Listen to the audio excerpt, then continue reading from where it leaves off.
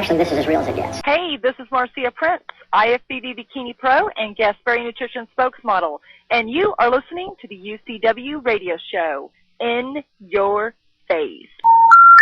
The number you have reached, 911, has been changed to a non-published number. You're listening to UCW Radio. In Your Face. Welcome to the UCW Radio Show. I'm your host, Louis Velazquez, and thank you for joining us. We make an effort to bring the best guests on this show to share them with our listeners. And today's no different. We have a great guest on the show. She's an NPC national figure competitor. She's also a fitness model, and she also developed her own training and diet and exercise system. And she also works with people on an international basis. And on top of that, if all goes well, which I think it is, she's going to go pro next year. So those are the highlights. And the young lady's name is Allison Moyer. She's a fierce competitor. She's definitely, a great fitness model. If you see her pictures, you'll see how she stands out in a crowd, without a doubt. She's an individual. If ever there was an individual, there you go. You have it in Allison Moyer. Anyway, we have Allison on hold. So as opposed to having her wait any longer, let's bring her on the show.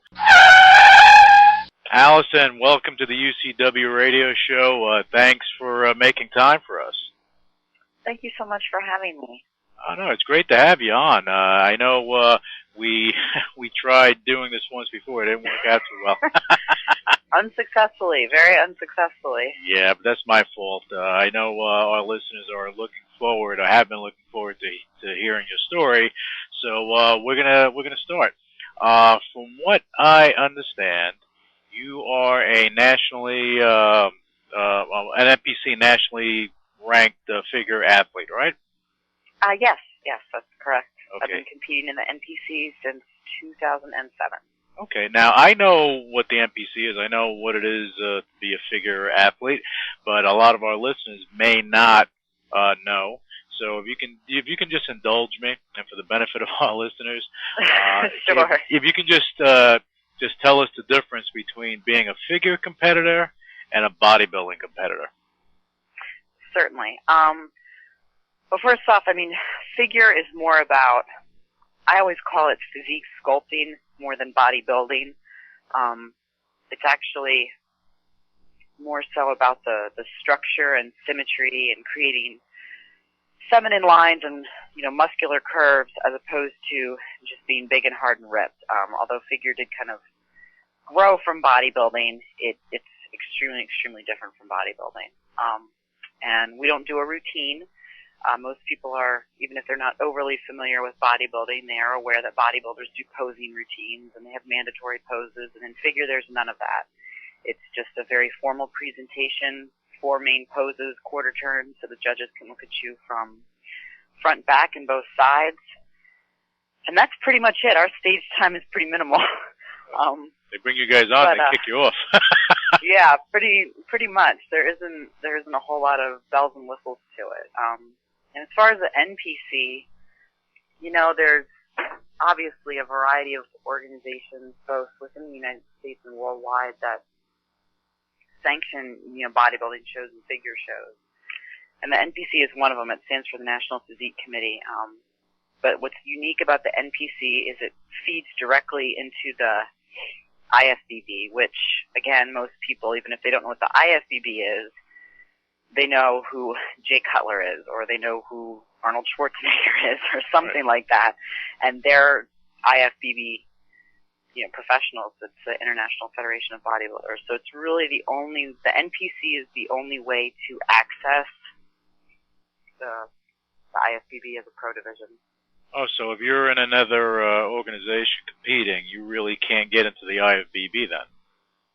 No, like if you compete in NABA and you win your pro card, you're a NABA pro. You're not an IFBB pro. If you compete in the OCB and you win your pro card, then I think they call you an INBF pro. You're not a IFBB pro. So to me, the IFBB it's the creme de la creme. It's, you know, the be all and end all of where you would want to be as a physique competitor. So why not compete in the NPC? Because it's really the only way to access that organization. I agree with that, and I'll just expand on that thought. You know, the IFBB's been around, you know, forever.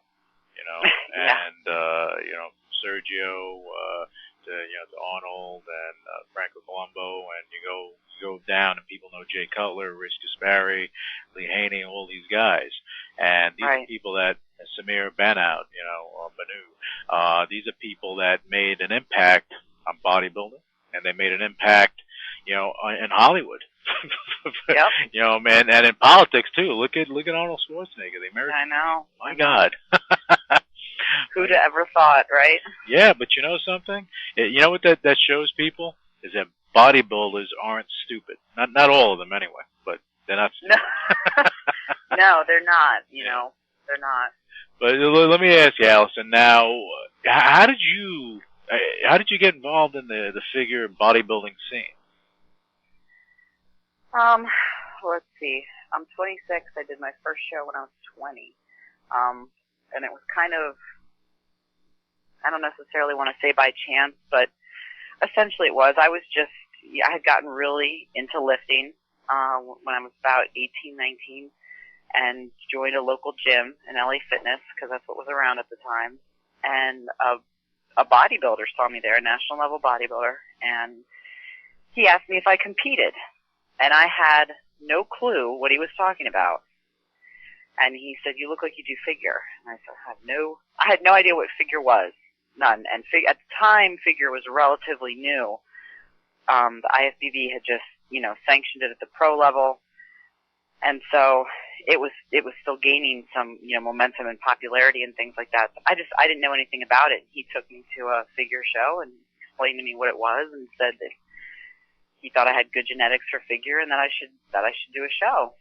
So he put me on my first contest diet, and the rest is history. I competed in my first show when I was 20. It was a local NABA show, which stands for, National Amateur Bodybuilding.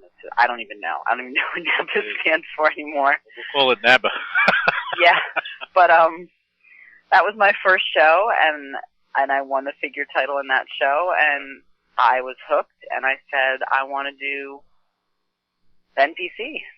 And I, you know, kind of moved forward from there. But that's kind of how I got suckered into it. It was by chance. It was never like I had made up my mind that I wanted to do a figure show. But you were training, you said you were training at LA Fitness, right? Yes. Okay, all right. So you had the basketball court, the racquetball, all that jazz. None of which I accessed, but yes, it was all there. You didn't try to dunk? My God. No, not at all. Yeah, but you know, let me ask you this, Allison. You know, when you started training, it wasn't something that you just said. You woke up one day and said, "Oh, I'm going to go train." You've been athletic your whole life. Yeah. Yes, I was. I've been athletic since I was a little girl. But you know, in high school, I ran track, indoor track, and cross country, and I continued running cross country into college. And I ran my freshman year of college, and to be blunt, I had gotten disinterested with it. I felt like I had, you know, achieved what I wanted to achieve or what I had needed to achieve out of cross country, and I really just didn't find myself getting as into it at the collegiate level as I was at the high school level. And so my freshman semester running cross country was also my last semester running cross country. And from there, I kind of didn't know what to do with myself. I'd always been competitive, so I needed that outlet. And I was going to the college gym, just doing my cardio and running on the treadmill and, you know, just staying active. And I kind of just moseyed over to the weight side of the gym one day and decided I wanted to start lifting. I was really, really skinny, so I was the opposite of a lot of people. A lot of people are fat and lose weight and do a show. I was skinny, really skinny, and had to build muscle to do a show. So So you built up and you got yourself lean and mean, and but you weren't intending to do a show. You were just working out, trying to get yourself I just together. wanted to start to lift. Yeah. And then I got really into lifting, and you know, the more you get into something, the more you get into it. Especially when you're at that age, you're just, you're like a sponge. You just soak it up. I talked to other people. I read about lifting. I read about training. I read about nutrition. I loved it so much I switched my major in college to wellness and sports science. Oh wow. I fell in love with it, and most people who get really passionate about what they do, you know, writers or artists or whomever, they'll say that it's just, they just felt like they were home when they kind of found what they were supposed to do. And as soon as I got in the gym and started lifting and started learning about food and what it does in the body and the whole gamut, I was just kind of like, this is where I was supposed to be. It just felt very natural. Well, a lot of people, you know, they see people going to the gym working. I mean, obviously, we're in, you know, in America, you have the obesity problem. People are going to the gym. They're trying to stay in shape. You have people that are single trying to get themselves together to go find someone else, so on and so forth. But I think that a lot of people don't understand that when you're, like, in your position, you know, it's not just, you know, training to do a figure competition. It becomes more of a science because you have to mess with your diet and all this stuff. Yep. So. Oh, yeah. It's definitely, I always try to explain to people, you know, whenever you get just the average person who doesn't have much comprehension of what it takes to look the way you look, they'll be like, gosh, how do you get your abs like that? What ab exercises do you do? Sweetie, you can crunch until you're blue in the face. What you put in your mouth is what's going to make your abs show or not show. You know, and that's what even kind of separates competitors from just your average gym rat. You know, most people like being active. Most people, to some degree, whether it's yoga or running or cycling or lifting, and there's tons of people who love to lift, who love to train. They cannot do the diet. And the diet's what produces the look. You know, not necessarily the training. I mean, obviously the training is important, but I could train the way I train, and if I ate whatever I wanted, there's no way I would look the way I look. Of course not, because you're building from inside as well. Right, of course. Okay, so that's why, you know, people, you know, you can go to work out as much as you want. You're not going to get the results unless you diet. You know, and someone told me that a long time ago in LA. They said, abs are made in the kitchen. Yeah, exactly. That's where it all begins. That's where it all begins. I like that. Now, how often do you train? I typically train 6 days a week. I take 1 day out of the gym, just totally out of the gym. Now, of those 6 days, probably 5 have lifting involved, and the other day is just cardio.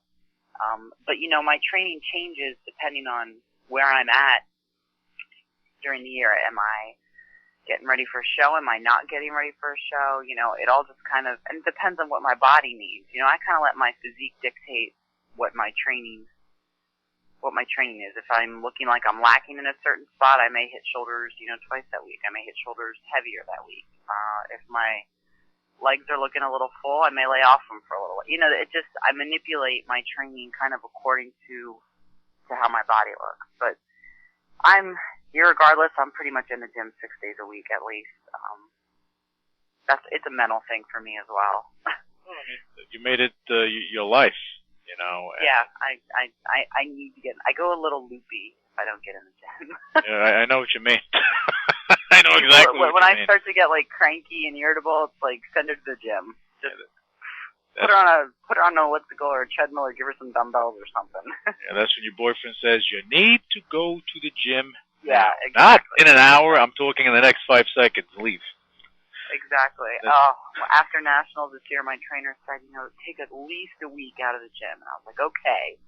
And Randy rolled his eyes, and he's like, bullshit. There's no way she's going to take a week. And it wasn't. It was like 2 days was the most I could last. I was back in. Well, that's good. You're passionate about something. And as you said, like an artist or anyone else, if you're passionate about something, it's going to show, and the end result for you is going to be on stage. And more so, the end result is going to be you when you're being photographed. And that's something we're going to touch on later with your modeling career. but I want to finish up on your physique, your figure competing, and what you're doing now with all that knowledge. You actually have a training. Well, I'm going to call it a training system that you have, right? Yes, correct. I own my own company, which I launched in January, February of 2010. So it's been about a year that I've had it, and it's kind of just, I run my own business, training in nutrition and lifestyle management consulting, and my company is kind of a result of my own trial and error. Obviously, I do this on a day-to-day basis, so I'm my own guinea pig. I've done a ton of different diets. I've done low carb, no carb, carb cycle, high fat, no fat, low fat, high, I've done tons of different diets. I've done tons of different methods. And you get to kind of be a connoisseur of sorts when you just kind of put your foot in and you do a lot of trial and error. And then, my company is a product of my own experience with personal training and nutritional planning and the way it's run in the world and how much flaw there is with it. Because most people, their only experience with trainers is the trainers that they encounter in their local gym. You walk into your local Gold and you want a trainer and they explain to you what training is. That's, for the most part, that's the only comprehension people have of personal training. It's somebody working with you for a half an hour or an hour and you pay like yin yang for it, like, $50 in my area, even more so if you live, obviously, like, you are from New York, correct? Exactly. The accent gives that away. There you go. I was trying to hide it a little bit. No, but you pay so much for it and you only get like an hour or a half an hour of somebody's time, and that's really the only experience people have with personal training. And my issue with that, going to college for wellness and sports science and knowing what I know, is that one size does not fit all. A cookie cutter approach to training does not work. I couldn't train you the same way I would train your mother, the same way I would train myself, right. Would train a 60-year-old woman as opposed to a 25-year-old man. And you need somebody who has a good knowledge base. And unfortunately, most with the regulations in most local gyms, any guts with $100 can get online and get a certification, walk into a gym and start training people. That's a little scary.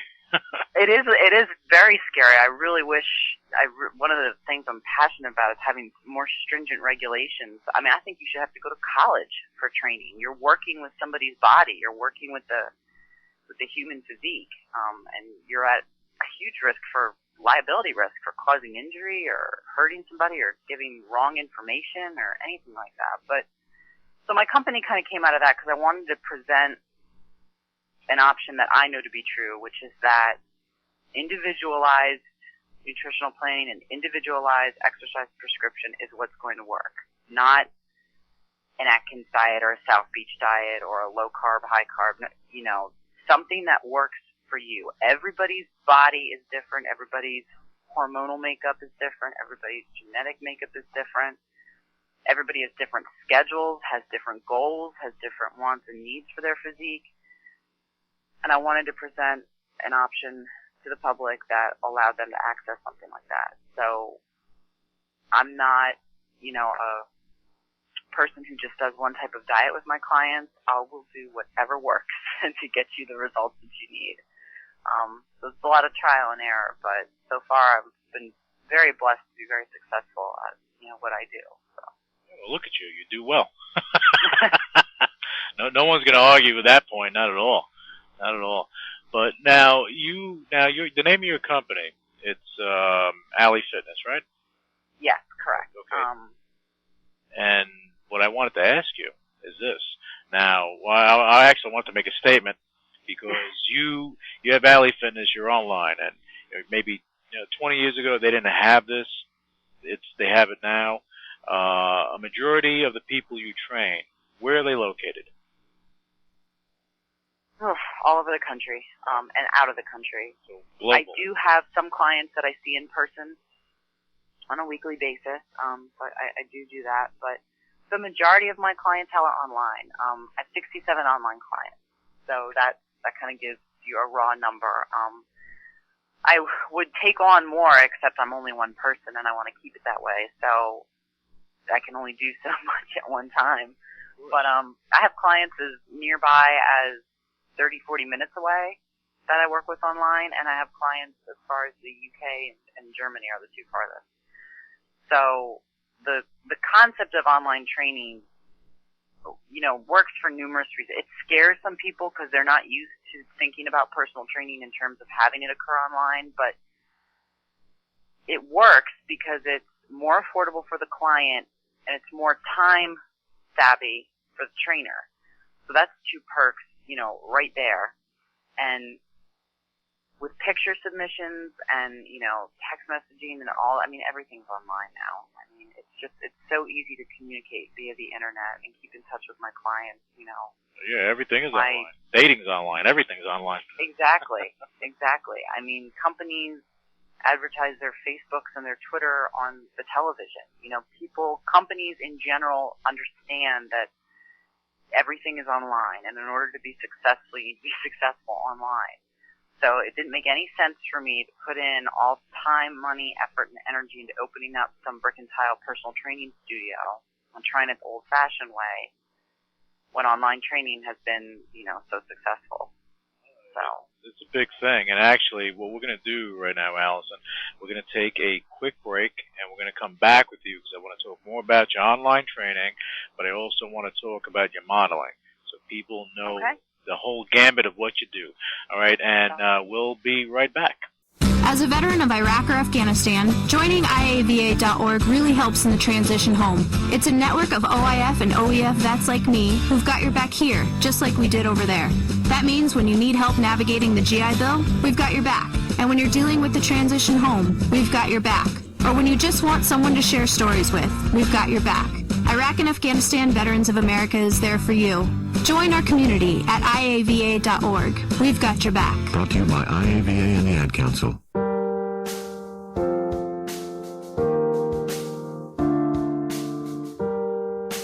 I can't be trusted. It's true what they say. I can't be trusted, so I'm just gonna go ahead and be frank. Hang up the phone now. I can't be trusted, not even on my best day. And it is all my fault. We want two different lives. It is all my fault. I should have gone ahead and lived a life. And you're just a victim. Oh, I did this to you. And it is all my fault. I deserve to hurt too. I can't be trusted.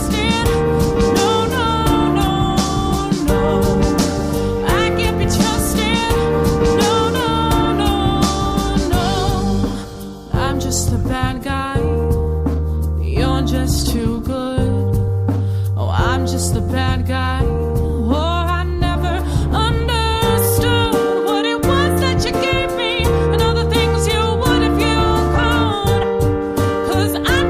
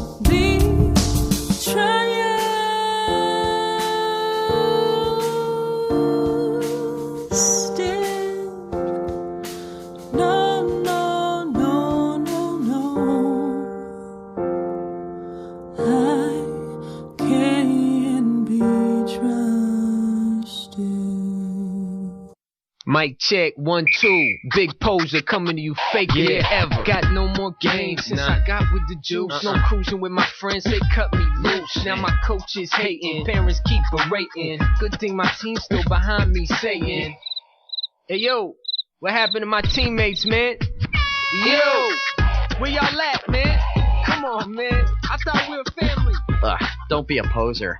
Hear more at don'tbeanasterisk.com. Brought to you by Ad Council and the U.S. Olympic Committee. All right, we are back with Allison Moyer, a nationally ranked NPC figure athlete. Allison, welcome back to the show. Thank you. And now we're going to continue our conversation. We were talking about your online training, and I think that's interesting because a lot of people, and I would think that some people, not a lot of people, maybe some people, they have I guess a mental thing that they need someone physically to push them. Right. But that's not the case, is it? Unfortunately, some people are the type of people that they won't go to the gym unless they say they won't go to the gym unless they have somebody there to push them. But in my experience, those are the people that don't stick with it to begin with. Meaning they're the ones that don't even come to the gym at some point to meet with their trainer. And those are obviously individuals that, need to start tackling, in my opinion, outside issues other than just, why can't you get to the gym? Why do you actually have to have somebody there shoving you through a workout? I would recommend they tackle those issues first. And obviously that would be the type of client that couldn't work with me. But there's a lot of people who can get to the gym and enjoy getting to the gym. They just don't know what to do once they get there. Or they don't know what to do in order to achieve their goals. You have some guy who wants to put on muscle, but he's, not lifting correctly. Or you have some girl who wants to lose weight in her legs, and she's doing heavy squats. People aren't sure what to do and how to do it and how to string together a workout. And even more importantly, how to eat to supplement that good workout. And that's where I come in. If you can get to the gym on your own, you're golden. We can work together. Well, that's excellent. See, I think you have to follow through. You have to follow through. If there's no follow through, then going to the gym is it's like a useless event because you're not doing anything. How many people go to the gym and, they go to the gym for years and they look the same today that they did 5 years ago when there's no progress. Exactly. That has to do with their guidance. As long as people are active, I guess that's a good thing. But I'm assuming that when people, want to go and they want to work out, that they want to see results. Exactly. That's what you do. That's what I do. Yeah. Well, you're good at it. I know that much. Let me ask you this. Now, let's say we have people listening to the show. Let's say they're interested in your fitness, your online fitness training, and maybe they know how to work out or they go to the gym. How would they work with you? Well, the first thing they would need to do is go to my website, and I offer a variety of different services to clients. So they would kind of need to, read through those and kind of figure out which option works best for them. Or if they're not sure, they can just, contact me and say, this is who I am and these are my goals and what do you recommend? Either way, there's a general contact form on that website which gives me your information and kind of gives me a launching pad to start with. Very, very basic questions, your name, age, gender, where you're at currently and where you want to be. And I correspond with everybody personally. You do not get automated anything from my website. I wanted to keep it that way. I don't have anybody else checking my emails. I don't have anybody else answering emails or dispensing any kind of advice in my name. So as soon as that general contact form is filled out, it comes right to me and I'm the one who responds. And from there, we just move forward according to the individual client's needs. So if I have somebody who wants just a nutrition plan, then I would, write her just a nutrition plan. If I have a competitor who's looking to get in shape for a show 12 weeks from now, we'd be doing a contest prep package. So it's kind of picking the direction that the client needs to go, and then we move forward from there. after payments received, we just start working together. And then in terms of tracking progress and keeping in touch, I mean, my clients pretty much have, I don't want to say 24/7, but pretty much have 24/7 access to me. They can email me at any time. They can text message me at any time. If we need to set up a phone call, we can do that. That's all included. I want my clients to feel like they have somebody in their corner who cares about whether they succeed or fail at this, because that's half the battle. And that's half the reason people get trainers, and I don't care what they say. I have a trainer, and I tell her most of the time, it's not because I could do my own diet and training if I wanted to, but you need the motivation. And you want to have somebody in your corner who you feel cares about whether you stick to this or not. And so my clients pretty much have unlimited access to me, and then they submit photos on a weekly basis. Most of my clients submit Friday through Sunday, and I review the photos and make any changes to their nutrition and training that need to be made in order to keep them on the route towards their goals.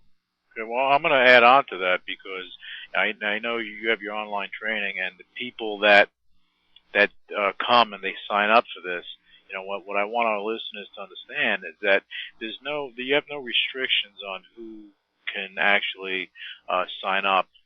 So, I mean, age restrictions, of course, but I mean, as far as if you're overweight, underweight, this, that, you're a competitive bodybuilder, No. I have everyone from competitive athletes to women in their 60s to young men in their 40s. I've worked with clients. My one client lost 70 pounds with me. I had another client put on 22 pounds that he wanted to put on.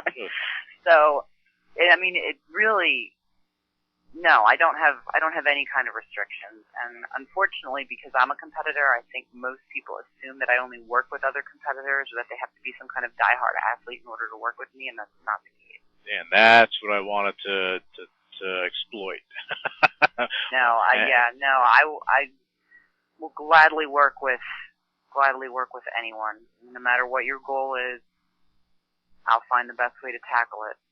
I mean, look at you. You're a nationally ranked NPC figure athlete. You're en route to becoming a professional, to go and hit the IFBB, the big time. And I'm sure you're going to get. I hope so. Well, I'm sure. I mean, you're going to get to that point. You have a lot of things in your favor. Okay, first, you're passionate. Second, your physique. You have a natural physique for that, and you worked hard to get it. You can be natural in certain ways, but you need to build on it, and that's what you did. You built on it. Yep. You can see it. You can have a natural ability, you can have a natural physique, but if you don't do something to make it flourish, then it's useless. You're just going to be like everyone else, and you're not. So, but you're going to that point to becoming pro, and I'm sure it's going to happen sooner than later. And even you have a trainer. Yes. Because you need it. Yes, I do. Yep. Her name's Gretchen from GST Fitness. She's located in Maryland, and I think I am of the firm opinion that no matter how novice or advanced you are in your training, you need a trainer. If for no other reason than it's a second set of eyes, it's a second opinion, it's another voice in your head, it's somebody to keep you on track, it's somebody to suggest something or point something out that you may not have thought of on your own. And I actually think it's more important to have a trainer the more advanced you become. I mean, I can't think of any pro-level figure competitor, just using figure as an example, or even really national-level figure athlete that doesn't have a trainer. All those girls, they all have trainers because, and it's not that they don't know what they're doing on their own, but it's because the more advanced you get and the longer you stay at this, the more apt you are to getting stuck in your own rut. Yeah. So I think it's imperative that you have a trainer. It's the same premise if you look at boxing, for example. You have professional boxers. Can they box? Yeah. Can they hurt somebody in the ring? Sure. But do they need trainers? Absolutely. Without a trainer, you're not going anywhere. So there's no real difference because it's still, even though you're not punching somebody's lights out, but you're still pushing your body to the limit. Yep, of course. I mean, Olympic athletes have trainers, Yeah. and it's not because they don't know how to swim or run or jump on their own, but it's because you need to have a trainer. You just need somebody there, monitoring you and pushing you and challenging you and motivating you, both physically and mentally, because so much of competing and being athletic, no matter what your sport is mental. Yeah, and see, I'm glad you said mental, because people, you have trainers as athletes, but you also have trainers in business. You have trainers, in other facets of people's lives. They utilize a trainer because you want someone to point it out to you, or kind of structure something around you, because the older you get and the more structured you get, you kind of get stuck with that mindset. No matter what you do, even though you don't want to do that, that happens, and that happens in athletics as well, and especially pro athletics. And this is when, I guess, when you watch football, you have guys, they have trainers too, but you see how some of them get out of control and they lose their professionalism. They need to be trained. Maybe they need anger management or something. I don't know. They need to be trained in some way. Smacked upside the head. Yep. Yeah, something. exactly. For our listeners, that want to be trained, if you're lucky enough, you can train online with Allison Moyer. She's the jam. Now let me get that website so that as people are hearing this segment, they can go to your website. Certainly. It's www.ally, it's ALLI, -fitness.com.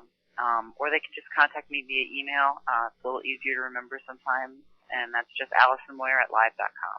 Okay, yeah, we're gonna say that again at the end of the show, but I want to throw that in there as people are listening to this, so they can actually go to your website and see what you do.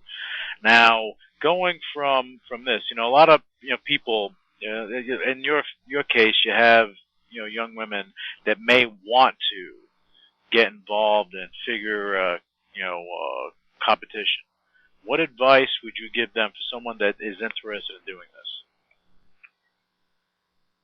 Be prepared to work harder than you've ever worked. I was unaware the first time I did a competition diet how hard it is. And it's the diet coupled with the training, coupled with the meal preparation and the hydration, dehydration, nutrient manipulation. I mean, America is used to living in a state of comfort and in a state of abundance. And your entire prep, you're in a state of discomfort and deprivation. And it takes a lot of mental strength to work through the physicalness of training and the physical deprivation of your diet. And I think most people look at the sport, especially most women, and they see these, beautiful, muscular, feminine girls in heels and lots of makeup and blinged out suits, and they think, oh, that looks like fun. And they don't realize the behind the scenes that goes into the preparation for the show. Sleepless nights, being tired, dragging, having digestive issues, all kinds of stuff that competitors encounter during their prep. So you have to really bolster yourself and just be prepared to work hard. And if you're prepared to work hard, I guarantee you competing is one of the most rewarding experiences. Even people who've only done a show once and they don't do one again, I don't know anybody who regrets going through a prep or getting on stage. Okay, can I add on to that, or actually ask a question? Because you were just mentioning about the physical part of it, and the dieting, and the mental strength that you need to continue to go forward. Now, a lot of women, I would think that they have other people in their lives, husband, boyfriend, right, things of that nature. Can you touch on the potential stress that it brings into a relationship? It can create a lot of stress. You can spin it any way you want to spin it, I think, but competing is a very self-centered sport. It's very selfish. It's all about you and your training and the times that you need to get to the gym, and you need to eat 6 times a day, and those meals have to be X, Y, and Z, and they have to be measured and portioned and spaced 2 to 3 hours apart, and you have to drink how much water and I could go on and on and on, but the majority of it is that there's so much structure and scheduling that goes around you that, depending on your significant other, it can create a lot of problems. It can create a lot of problems or it can really strengthen a relationship. But I know it places a lot of stress on relationships. And you're fortunate because I don't know if it's fortunate or not, but your significant other, he understands what you're going through. Yes, yeah, he's older than me. He's 40, I'm 26, so we have a 14-year age gap, and he was a national level bodybuilder for years. And so even though I actually think it's like the ideal situation because he doesn't compete anymore, so it's not like two competitors trying to diet and live together, but he still understands what it takes to prepare for a show, and he understands what it takes to compete at the national level. And so there's a lot of support there. There's just a lot of support. He doesn't give me any grief when I need to go to the gym. He doesn't give me any grief when I need to plan or prepare my food, and he understands that I have to stop and eat or take my food with me or drink all the time. He understands when I'm irritable or when I'm tired or, because he went through it all himself. Right. Even more so because he was doing bodybuilding. And you want to talk about people who diet. And bodybuilders diet. Oh yeah, that's like hardcore stuff. Yeah, those guys. I mean, hats off. Yeah, I mean, I had Rich Gaspari on the show, and he's a great guy. If you want to talk about an inspiration, hear his stories. I mean, this guy is an inspiration through and through. But his diet and his training, amazing. And this guy would be striated with veins on top of his veins and another vein on top of that vein. Yep. But that comes from dieting and training hard and yep. I mean, you're talking about holding back and kind of torturing yourself. There you go. It is. It's basically just a deprivation. I mean, I always said that. I mean, because I'd obviously worked hard before in athletics in my life, and I'd worked hard at lifting, but having to pull the same load in the gym, you're still doing 2 sessions of cardio a day. Some people do 3, and you're still lifting every day, but now you're doing it on half the calories. I mean, it's like, it's hard, and that's where the mental strength comes in, because that and the dizziness.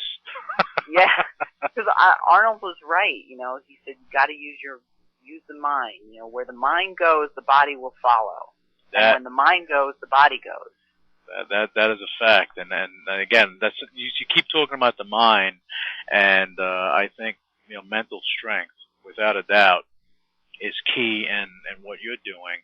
But it's key in other things, because what you're saying can transcend into other areas. Other areas of life, or other facets.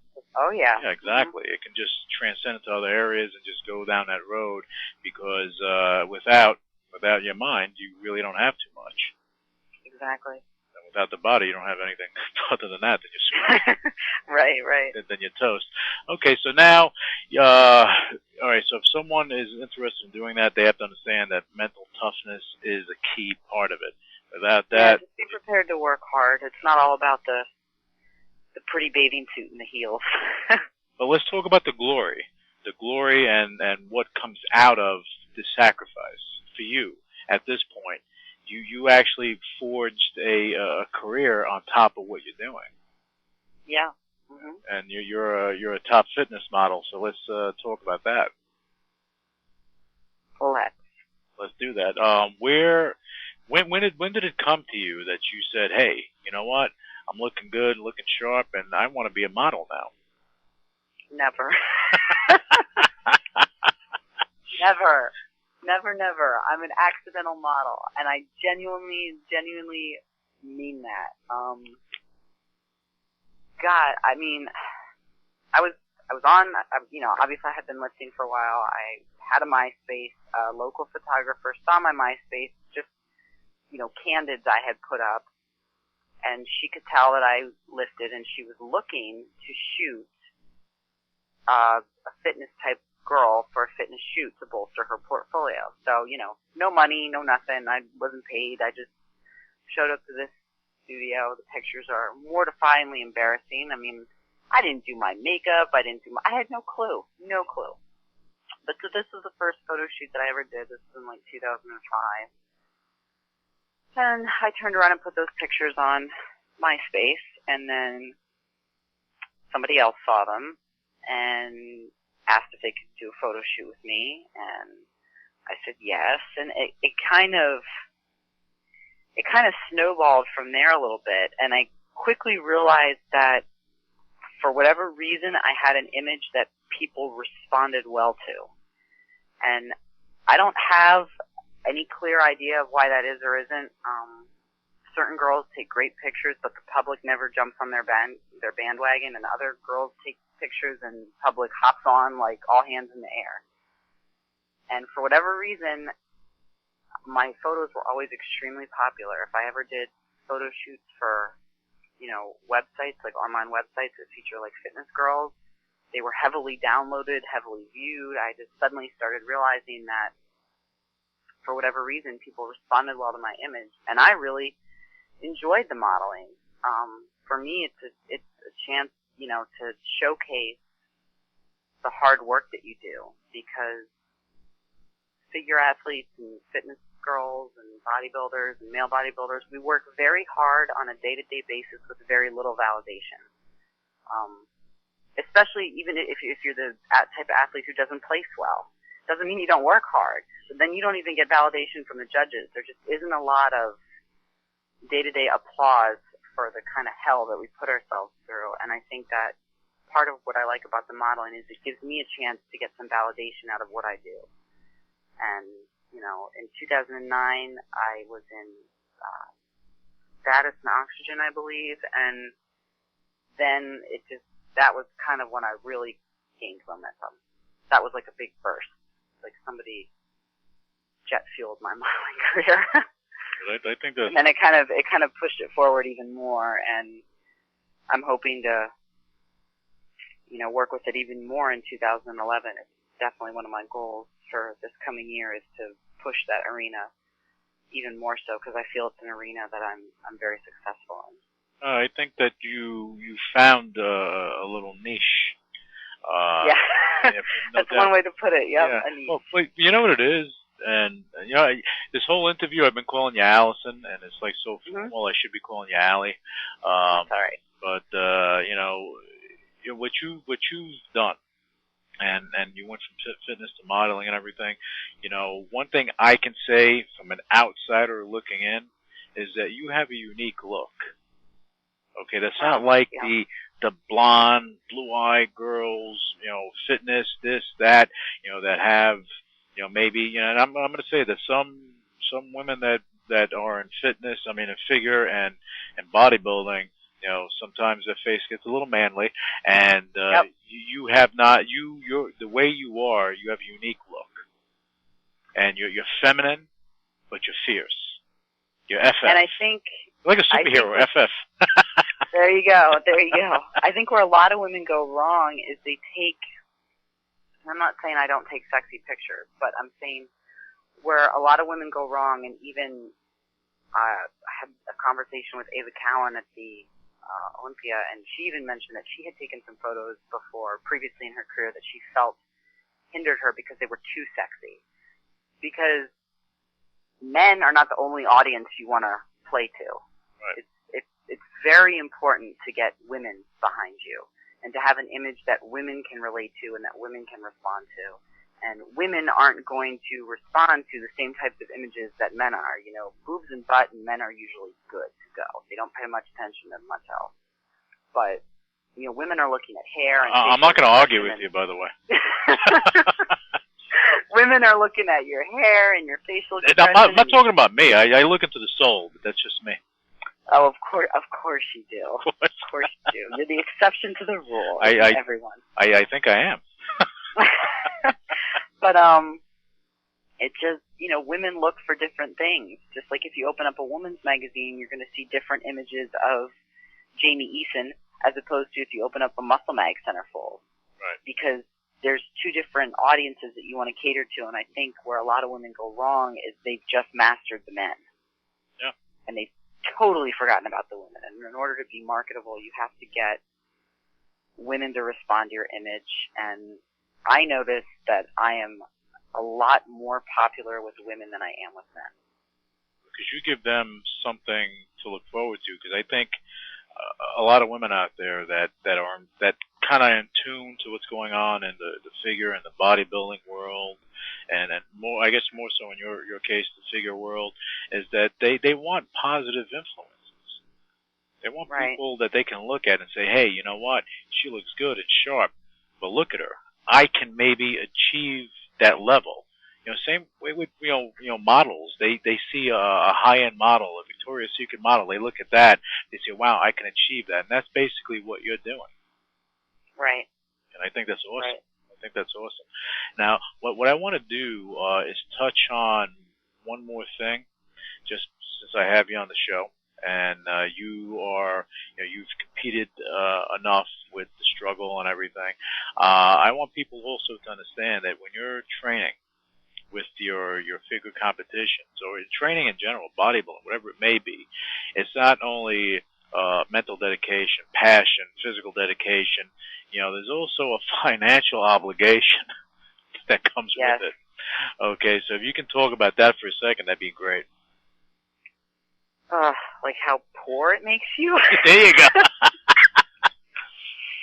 How competitors, like, miss paying their rent because they have a show coming up. I mean, it's very expensive to compete. Now, it is vastly cheaper at the amateur level than it is the national level, and it's cheaper at the national level than it is the pro level. But, I mean, to put it in to just, you know, straight terms, I did nationals this year. The entry fee, just for me to enter the show, was $175.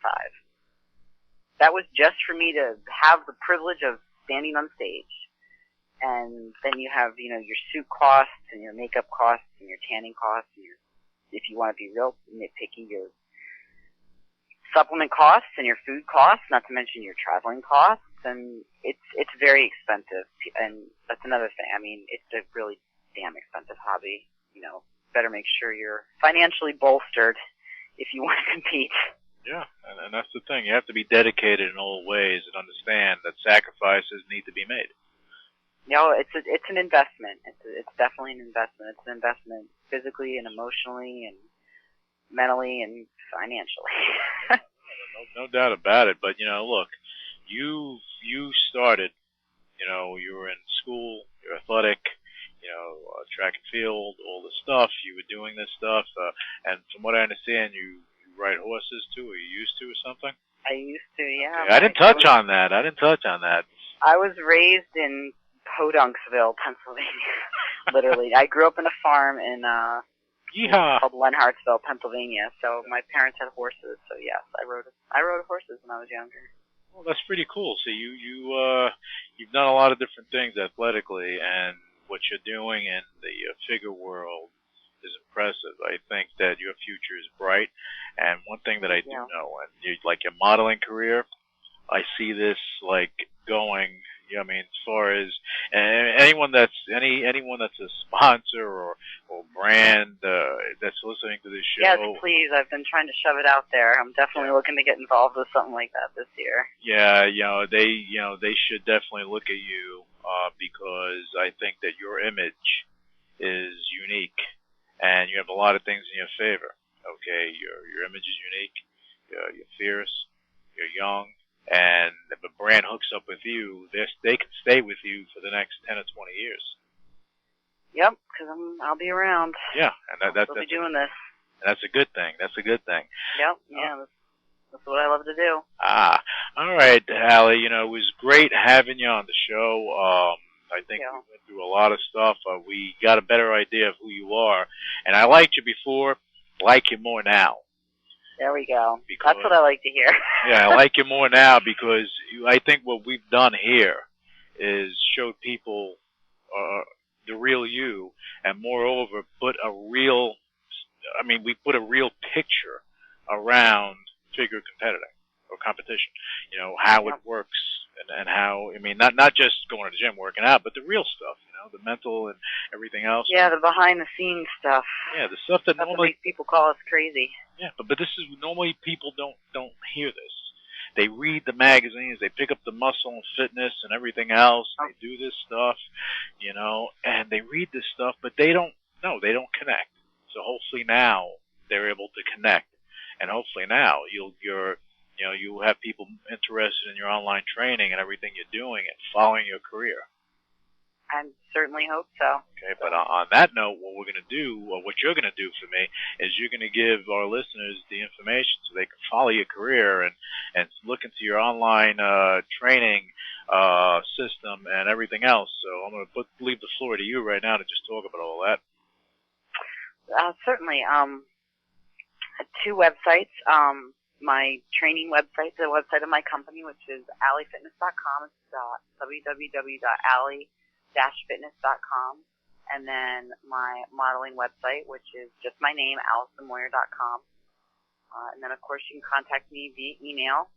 It's AllisonMoyer@live.com. And I have links to, I'm not even going to go through it all, but I have links to all my social networking obnoxiousness on both websites. So you can find me on Facebook, Twitter, MySpace, BodySpace, the whole gamut.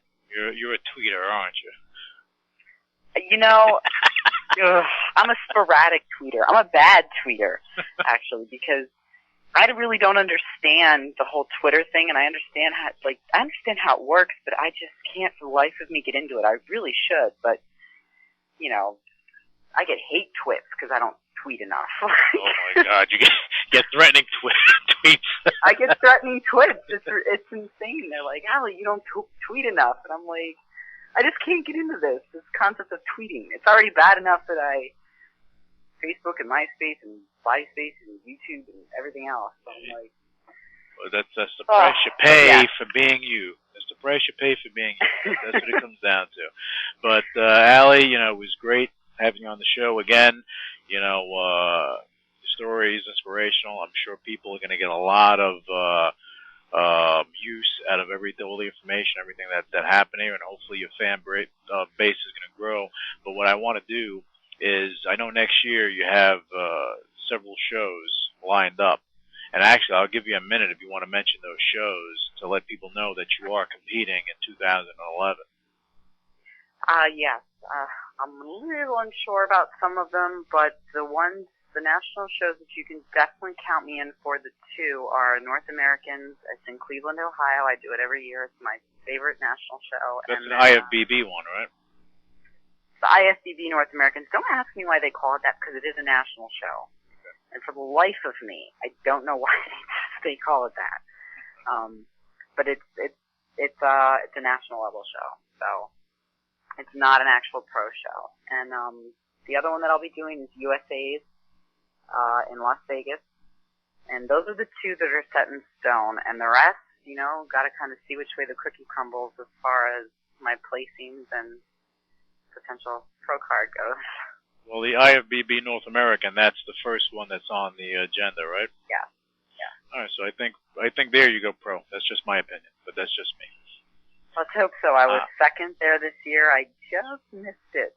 So let's hope it happens this coming year. Well, now I'm going to be rooting for you. So now, no pressure, but you better win. No pressure. Got to win for Lou. Yeah, you got to win for me. Lou. There you go, Allie. Allie, thank you again. You've been great. And for our listeners, we'll be back with you with the next episode of the UCW radio show. Until then, have a fantastic week. Initiating shutdown sequence. What is your major malfunction? So let it be written. So let it be done. Ladies and gentlemen, my mother thanks you, my father thanks you, my sister thanks you, and I thank you.